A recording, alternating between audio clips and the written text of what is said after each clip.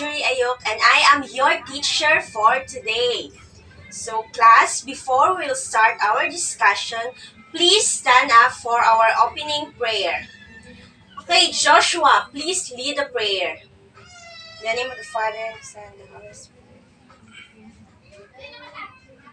Amen. Okay, class, please be seated. So, now, let me check your attendance first.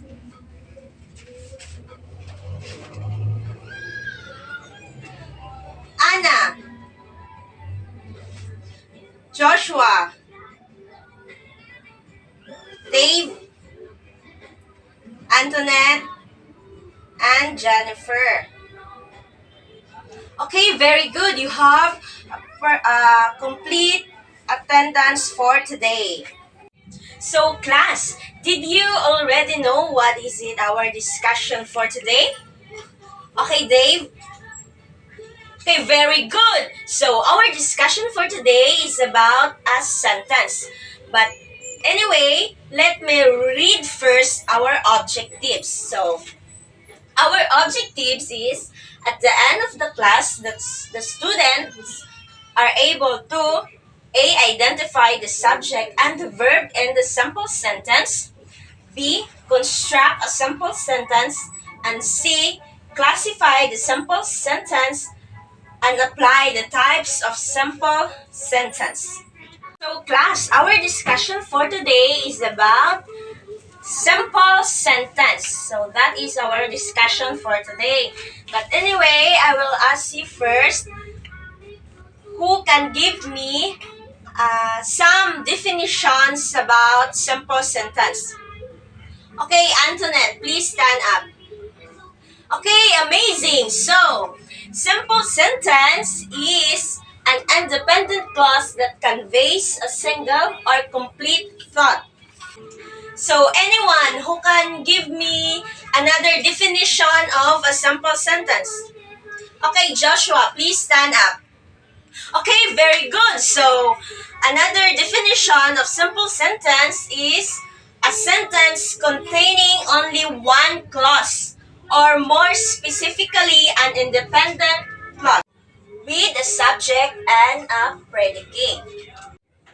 Okay, class, please give a hands for Joshua and Antoinette because they are very good to give some definitions about a simple sentence. But anyway, I will give you another definition of what is a simple sentence. So, when we say simple sentence, it's typically made up of a subject, verb, and object, or is VO, and creates a complete thought. Or however, since a simple predicate is the verb or verb phrase only, a simple sentence can also be made up of only a subject and a verb. So I have here the four types of a simple sentence. So class, please read number 1, declarative sentence. Number 2, imperative sentence. Number 3, interrogative sentence. And number 4, exclamatory sentence. Who can give me an idea about a declarative sentence? Okay, Jennifer, please stand up. Okay, very good. So when we say declarative sentence, are generally used to explain or indicate a situation. So that is a declarative sentence. So who can give me an examples about a declarative sentence? Okay, Antoinette, please stand up. Okay, very good. So the examples of a declarative sentence is Henry is reading. Okay, so that is the examples of declarative sentence. So anyone who can give me another examples of declarative sentence? Okay, Dave, please stand up. Amazing. So another example of declarative sentence is Emily is reading. So second would be imperative sentence. So when we talk about imperative sentence are among the preferred sentence types in English. So the examples of it is enjoy, don't touch my phone, bring me a cup of coffee. So those words that I talk is the examples of imperative sentence. So next is the interrogative sentence. So when we talk about interrogative sentence, class, it contains a direct questions and an interrogation mark is put at the end of the sentence. So I will give you one example about interrogative sentence. So the example of it is, where do you live? So where do you live? So that is the example of interrogative sentence. So the last one is exclamatory sentence. So when we talk about exclamatory sentence, okay class, I will not give a definition. So I will ask you who can give me an idea about exclamatory sentence. Okay, Antoinette, please stand up. Okay, very good. So when we talk about exclamatory sentence, it is a sentence that contains a surprise or emotions. Okay, class, I will give you one examples about exclamatory sentence. So, the examples of it, how beautiful this city is. So, that is the example of exclamatory sentence. Okay, class, before we will proceed to our another discussion, I will ask you first if you understand or learn our discussion for today about simple sentence. So, did you understand our lesson for today, class? Okay, very good. Thank you for your cooperation. So now let's proceed to our discussion, which is the examples of a simple sentence. But anyway, I will ask you first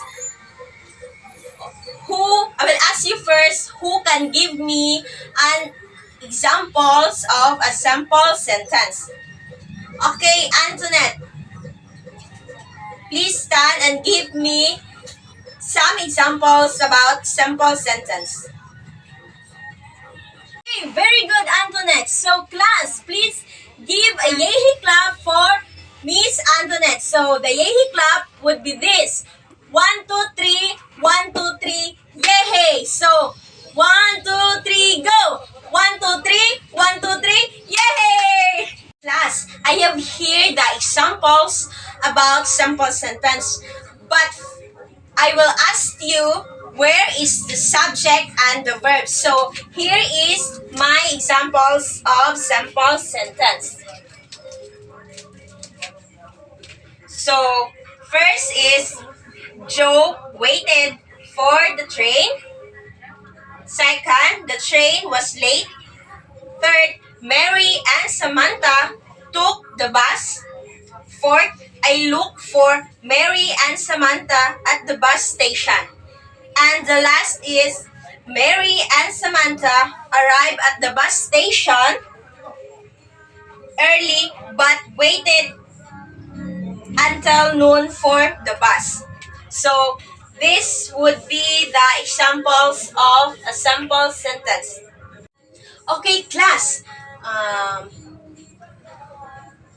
Dave, so please stand up. So, in the first sentence, Joe waited for the train. Where is the subject and the verb? Okay, very good. So, the subject here is Joe and the verb there is waited. So, here is the subject, Joe, and the verb is waited. And next is, the train was late. So, Joshua, please stand up and give me where is the verb and the subject of these sentences. Okay, very good, Joshua. So, the subject and the verb of this sentence, the train was late, is the subject is the train and the verb is was. So, class, that's okay, class. Did you understand or did you get it?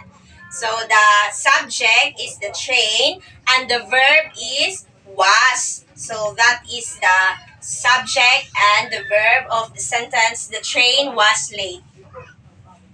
Third is Mary and Samantha took the bus. So, Dave, please stand up and define where is the verb and the subject. Where is the verb and the subject of these sentences?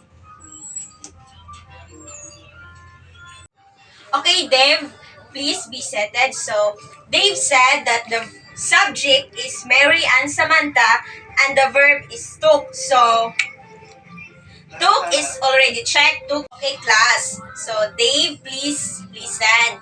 If two persons in the sentence, we will not call it a subject because two persons there. So, we will call it a compound sentence. But anyway, your verb is took, so your verb is already checked. But class, please listen carefully that if the persons there is only one or the subjects there is one, so that would be a subject. But if two persons in the sentence, there it is a compound sentence already.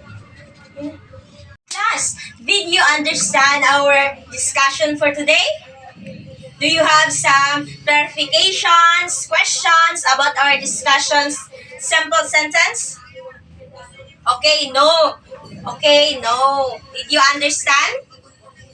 Okay, yes. So, very good. So, now, let's proceed to our activity. So, class, we have an activity. Are you excited for our activity? Okay, very good. Class, I will group you into three groups. This would be the group 1, group 2, and group 3. So, I have a box here. So, inside of the box has an envelope that contains a jumbled letters, which is related to our topic for today, the sample sentence. So, and after that, you will pick one or you will choose one representative of your groups to go in front and pick a envelope. And after that, I will give you 5 minutes to form the jumbled letters. And if you're done, arrange or form the jumbled letters, you will discuss it to your respective groups. Time's up.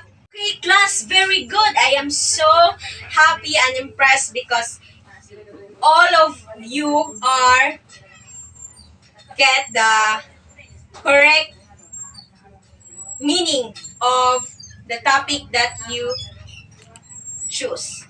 So class, for our next activity, we will call it collect and select. So I have a cup here, and inside of this cup has a questions, and I will choose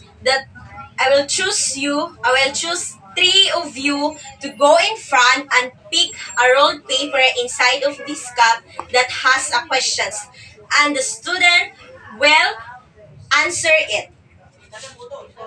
Very good. So, the four types of simple sentence would be the declarative sentence, imperative sentence, interrogative sentence, and the last would be the exclamatory sentence. Okay, please give them a barangay claps. So, the barangay claps would be this. Yay! Yes, before we will end our discussion for today, I will ask you first if you have some questions, clarifications about our activities for today. Okay, no ma'am, no ma'am. Okay, very good. So, did you understand our this topic or discussions and our activities for today? Okay, very good. Okay, class, please get one half sheet of papers and answer these questions. But anyway, I will read the questions twicely. Okay, class, this is our evaluation. Find the subject and the verb in these sentences. Number 1, the cat ate my tuna sandwich.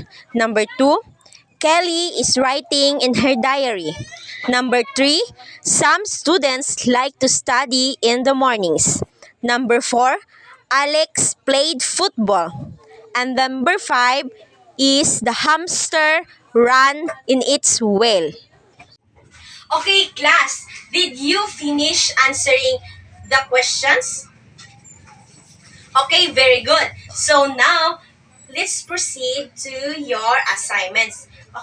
Don't forget to answer your assignment, class, okay? But anyway, I will read your assignment. And for your assignment, study more about how simple sentence is formed. And that's all for today, class. And thank you for your cooperations about our discussion for today, which is the simple sentence. Start. But anyway, please stand up for our closing prayer. Okay, Joshua, please lead the prayer.